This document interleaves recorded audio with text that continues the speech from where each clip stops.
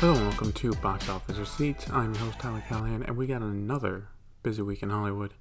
This includes the latest box office numbers, new movie announcements, and China continues to approve more Hollywood films. Let's start with the numbers. Opening in first place was Candyman with $22.3 million. In second place was Free Guy making $13.5 million. For a total of $79.3 million. Dropping down to third place is Paw Patrol the movie with $6.6 million for a total of $24 million. And fourth place was Jungle Cruise with $5 million for a new total now of $100.1 million. That's right, we got another movie to pass $100 million domestically. Finally, in fifth place was Don't Breathe 2 with $2.8 million for a total of $24.6 million. Let's talk about the good news. First, the newcomer of Candyman with a solid opening of just over $20 million. This is really good for the film, as the budget for it, without marketing, was actually around $20 million. So it's on track to make a profit at the box office, assuming it does not collapse next weekend. I am assuming decent legs here. So with all of the August movies now released, I think we can draw some conclusions here. First, while Delta has been affecting the box office, it can only affect it so much. As in, if there is a movie people really want to see and cannot watch it at home, a decent amount will still go out to watch it. Case in point, Free Guy and Candyman. Even the Suicide Squad opened to above $20 million. However, since none of these movies were must-see ones, they are performing good, not great, except Suicide Squad, which is just crying in a corner. Free Guy is on track for $100 million domestic guaranteed now, and so we look again toward what Shang-Chi can do. The reviews are now out, and it's a bit higher than a lot of Marvel movies. With a 91% on Rotten Tomatoes, looking at all the information, I still think it can hit $50 million for its opening weekend, with the possibility of $65 to $70 million for the 4-day. And yes, because it's Labor Day weekend, there's a 3-day number and there's a 4-day. This would put it on track for at least a $150 million finish domestically, maybe even close to $200 million. If not hit $200 million. But again, for it to do that, not only does it have to open 4-day around $70 million, it also has to have great word of mouth, but it would have the time to make it then. Now, right now, I would say for the domestic market overall, it is bearing the full force of Delta as cases still rise in many parts of America, and so far has survived if it can get through until October. Ideally, by then we will see a drop in cases, and beginning with No Time to Die, a more consistent stream of bigger releases to get people to go to theaters and watch. Heading over to China, Free Guy had a pretty good opening. It came in first place with $23.8 million, and so far is getting good word of mouth, so it looks like it can have a decent run there, which will really help the film. Dropping down to second place after a month up top, Raging Fire made $8.5 million for a total of $163 million. Luca made $2.3 million in third place for a total of $10.5 million. And fourth place was newcomer Farewell My Lad, which also made $2.3 million. I could not find out how close Luca and this one were off by, just that they both made $2.3 million, so I'm going to assume just a couple thousand. It should be noted that there are still some theater restrictions in China, but it looks like they got a handle on the Delta spike there. With that being the case, we could see restrictions removed in a few weeks. Also, for Hollywood movies, the releases keep coming, with Paramount getting approval and a September 3rd release date for the Tomorrow War. How much will it make? Not too sure. Probably not a lot. It's been on Prime Video now for 2 months, so they're easily pirated copies, HD, with Chinese subtitles for a while now. So it's kind of been anyone who's wanted to watch it could have watched it. And while the reception to the movie has been mixed worldwide, maybe people in China will warm up to it. Now let's take a look at the numbers worldwide. To wrap those up, Candyman did open internationally this weekend with a less than great $5.23 million for a worldwide opening weekend of $27.6 million. Expect this one to have a stronger domestic gross overall. Free Guy, thanks to its release in China, made $37.3 million for a worldwide total of $179.6 million. It's now a lock for $200 million and possibly even $250 million worldwide, which for an original IP is very good. Paw Patrol the movie made $10.3 million for a worldwide total now of $61.9 million. It's going to be close, but there's still a chance it can make it to $100 million worldwide when its run is done. The Suicide Squad made another $4.6 million for a worldwide total of $154.6 million. Its chances of passing $200 million are now almost non-existent and will end up making less than Birds of Prey. Not great. But hey, at least it's not doing as bad as Reminiscence, which made $3.7 million and now has a worldwide total of $10.8 million. Just absolutely amazing. Jungle Cruise is getting closer and closer to $200 million worldwide, with it now at $187 million. And The Boss Baby Family Business passed $100 million, with it at $100.3 million worldwide. Let's talk about the latest news now in Hollywood with the market in Saudi Arabia. I saw this article posted on Reddit, but it looks like the market there has been expanding quite a bit and will continue to do so.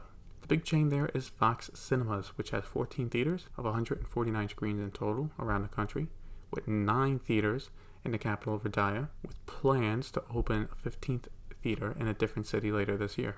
Now, while 14 theaters does not sound like a lot, you have to think just a few years ago, it was a big deal when the first few opened, and with the country's 2030 goal, this is something to keep an eye on because there is a chance over the next decade Saudi Arabia becomes a bigger market. Now, talking about the actual new movies, Disney seems to have found another franchise for themselves, as Jungle Cruise 2 is in the works.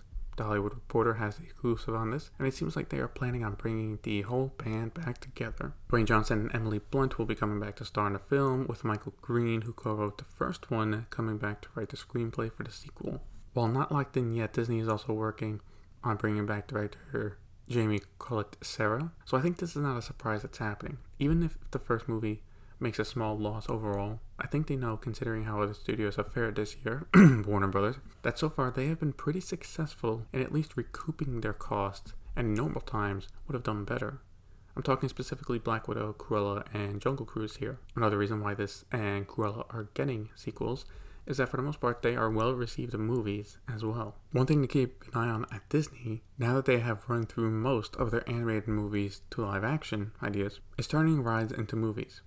Now, obviously the biggest one for them has been Pirates of the Caribbean, but that franchise is on ice. So right now, they only have Jungle Cruise. But before the lawsuit happened, they were also working on a Tower of Terror movie, so clearly they have been kicking around ideas of what they could do. I feel Space Mountain has to be up there for consideration, right? The Hollywood Reporter has got another exclusive on the movie that I thought died years ago, but has come back to life. The Expendables 4. Yep, Jason Statham and Sylvester Stallone are getting back together for this, and have some new crew members, including 50 Cent, Tony Jaa, and Megan Fox as the female lead. The main change reportedly for this one compared to the others is Statham's character is taking the lead instead of Stallone, which has been the case for the first 3. No release date set, but production begins in October. I can't tell how this movie came together, and I hope Statham and Stallone had an idea that they wanted to film, because otherwise it looks like Lionsgate is getting desperate and is looking for something to build up their portfolio going forward.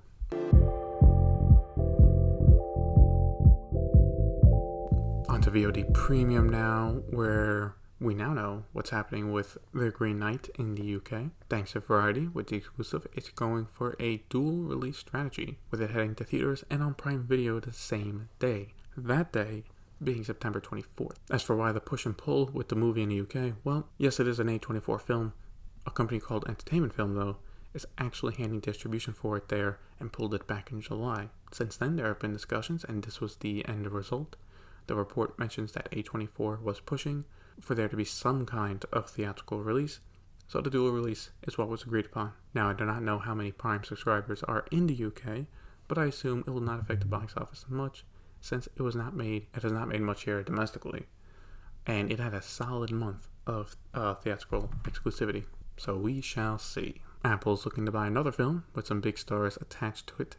Deadline has the exclusive on this, and they are currently in negotiations with Skydance to buy Ghosted, a romantic action adventure starring Chris Evans and Scarlett Johansson. The film will be directed by Dexter Fletcher, who recently just made Rocketman for Paramount. It was not reported how much they are paying for the film. As for the film itself, it's a solid one.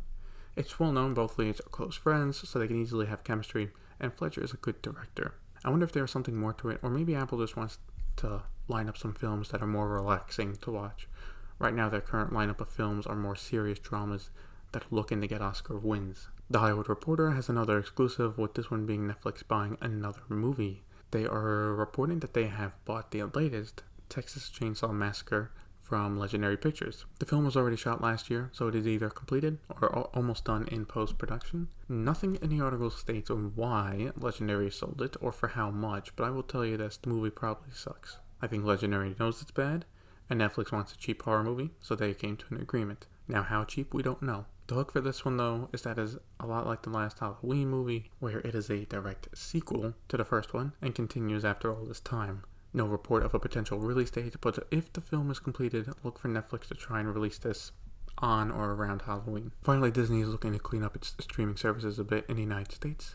So I did not know this, but they actually had a Hotstar service available in America that offered South Asian content. Well, it's being shut down. With the company shutting it down, they will be divvying up the content across Hulu and ESPN, for example. Indian cricket will be on ESPN Plus, and South Asian TV shows will move to Hulu.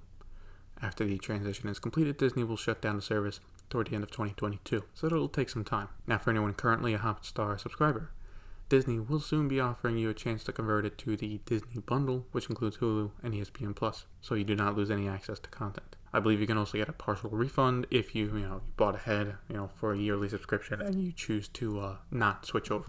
I think this is a great move by Disney, and I am surprised they did not do it sooner. Considering they did not mention how many subscribers the service had, I doubt it was that many.